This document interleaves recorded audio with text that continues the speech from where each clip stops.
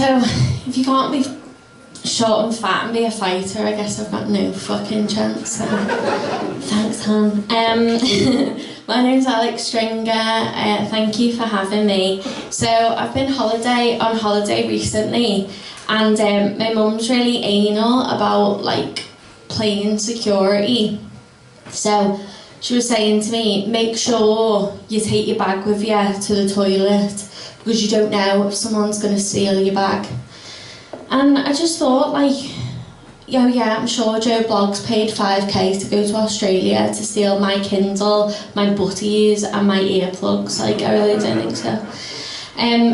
But then she said, you can leave your bag if it's an older couple. And I feel like she missed a trick there, because Fred and Rose West were an older couple.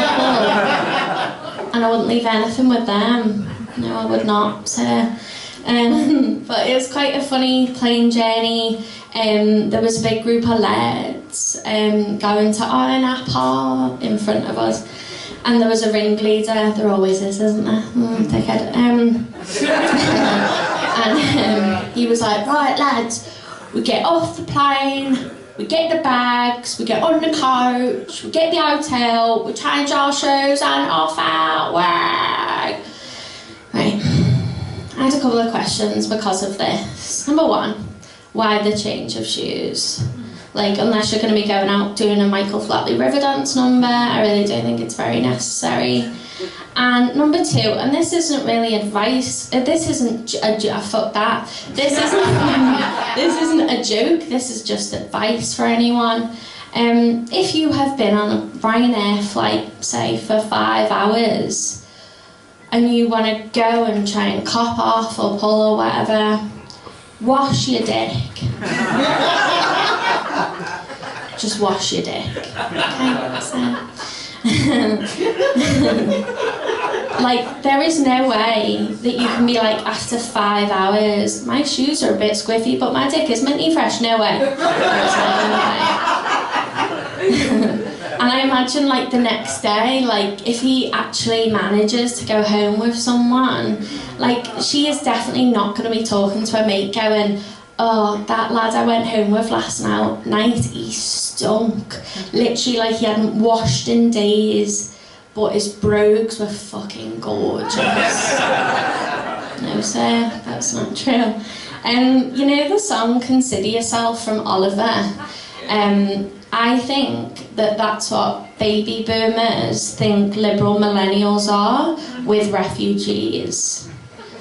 Consider yourself at home. Consider yourself part of the family. And we're not, we're just good people. But yeah, I live with a couple of baby boomers myself, and my mum actually voted for Brexit.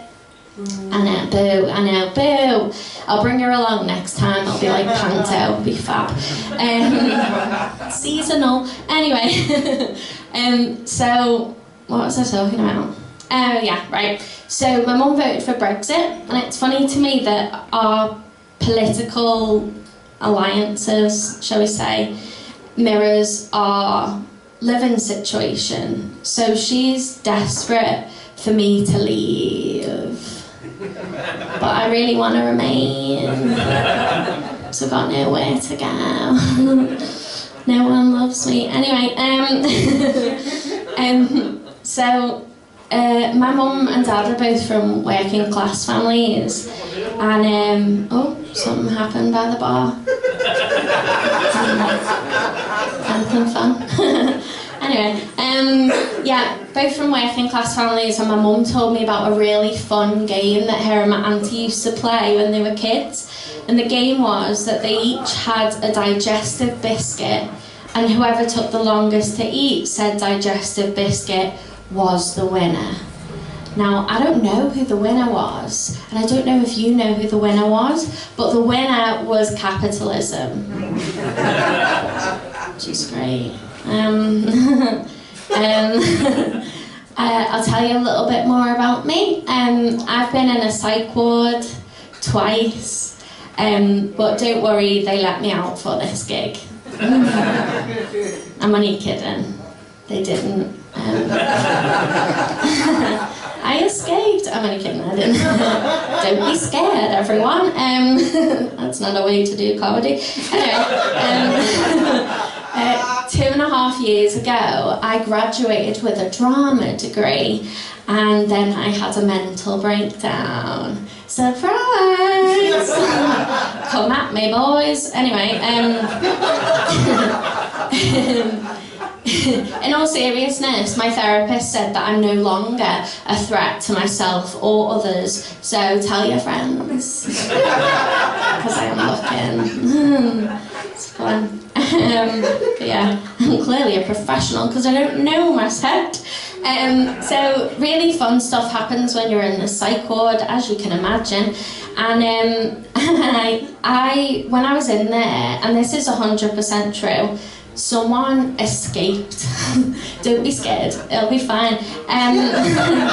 He's still on the loose. No, she escaped, and she pulled a Shawshank, she got out, and she took a train to Doncaster. Isn't that insane? Like, the world's your oyster, and she got a train to Doncaster. Like, what, did she want to fit in with all the crazies? I don't know. Insane choices. My granddad's got quite an older view of mental health. He doesn't really understand. And I was talking to him about it the other day, and he went, "Alex, you're not mental. I know mental people. You're not mental." Don't know why I did that voice, but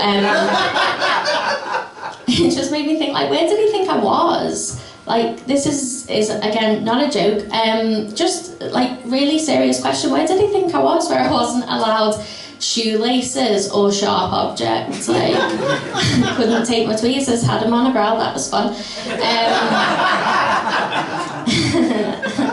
I'm a hairy gal. Anyway, yeah, it's gross. Anyway, this sometimes makes people feel uncomfortable. Don't feel uncomfortable. I'm fine. You'll be fine. And we're all okay. Okay? So, I didn't know how to self-harm when I went into hospital. So I had to, like, learn the ropes. It's a poor mental health joke. Yeah, I had a razor, and I was like, I didn't realise that you had to go sideways, so I ended up just shaving my inner forearm. Pathetic.